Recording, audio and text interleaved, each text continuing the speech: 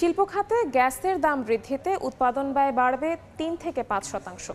এতে যেমন রফতানি বাজারে প্রতিযোগিতায় পিছিয়ে পড়বে দেশ, তেমনি নতুন পুরান গ্যাস সংযোগে এক এক রকম দাম নির্ধারণে অভ্যন্তরীণ বাজারে তৈরি করবে অসম প্রতিযোগিতা, এমন শঙ্কা উদ্যোক্তাদের। এদিকে ক্যাবের জ্বালানি উপদেষ্টার দাবি, বিইআরসির দুর্নীতি দমন না করে গ্যাসের দাম বাড়ানোর সিদ্ধান্ত বিনিয়োগ ও কর্মসংস্থানকে ঠেলে দেবে কঠিন চাপে।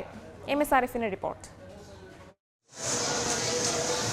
নানা প্রতিকূলতা মোকাবিলা করে চলছে দেশের উৎপাদন খাত। বৈশ্বিক নানা ইস্যুতেও যোগ হয় নতুন নতুন চ্যালেঞ্জ। সব বাধা সহজে মোকাবিলায় নিরবিচ্ছিন্ন গ্যাস সরবরাহের কথা বলে 2023 সালের জানুয়ারিতে এক লাফে শিল্প খাতে গ্যাসের দাম বাড়ানো হয় 150 থেকে 180%। এরপর শিল্প উদ্যোক্তাদের পকেট থেকে বাড়তি টাকা গেছে ঠিকই, কিন্তু শিল্পে যায়নি প্রতিশ্রুত গ্যাস।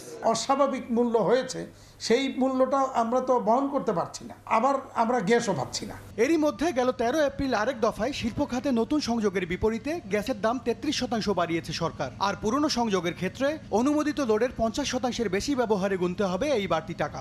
কস্টিংটা দুইভাবেই বাড়ছে, একভাবে হচ্ছে আবার গ্যাসের মূল্য বৃদ্ধির কারণে, আরেকটা হচ্ছে না পাওয়ার কারণে।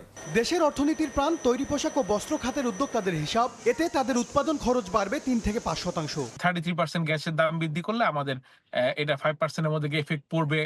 কারখানা বেদে কিছুটা কম বেশি হবে। বিশ্ববাজারে যেমন প্রতিযোগিতা সক্ষমতা হারাবে রপ্তানিমুখী শিল্প, তেমনি এক এক কারখানায় গ্যাসের দাম একই রকম হওয়ায় দেশের বাজার দখলে দেখা দেবে অরাজকতা, এমন শঙ্কাও তাদের। বিশ্বব্যাপী এখন কিন্তু সর্বনিম্ন প্রাইস চলতেছে তেলের এবং গ্যাসের।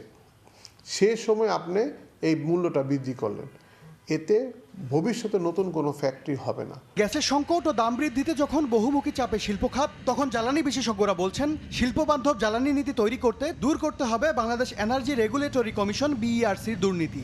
এ খাতে মুনাফা হলে মুনাফার পয়সা সবাই লুটপাট করে খায়। ইন্ডাস্ট্রি খাতে জ্বালানির মূল্য বাড়িয়ে শিল্প পণ্যের উৎপাদন ব্যয় বাড়িয়ে দেওয়া, সেবার উৎপাদন ব্যয় বাড়িয়ে দেওয়া, ব্যয় বাড়িয়ে দিলে সে বাজারে কম্পিটিশনে টিকতে পারবে না, বাজার আলটিমেটলি আমদানিকৃত পণ্যের দখলে চলে যাবে। আমদানি নির্ভর জ্বালানি থেকে বের হয়ে স্থানীয়ভাবে গ্যাসের উৎপাদন বাড়ানোর পরামর্শ এই জ্বালানি বিশেষজ্ঞের। লোডশেডিংও বেড়ে যাচ্ছে। এমএস আরিফিন, সময় সংবাদ, ঢাকা। 4 দশক ধরে আপনার ফাইন্যান্সিয়াল পার্টনার আইডিএলসি।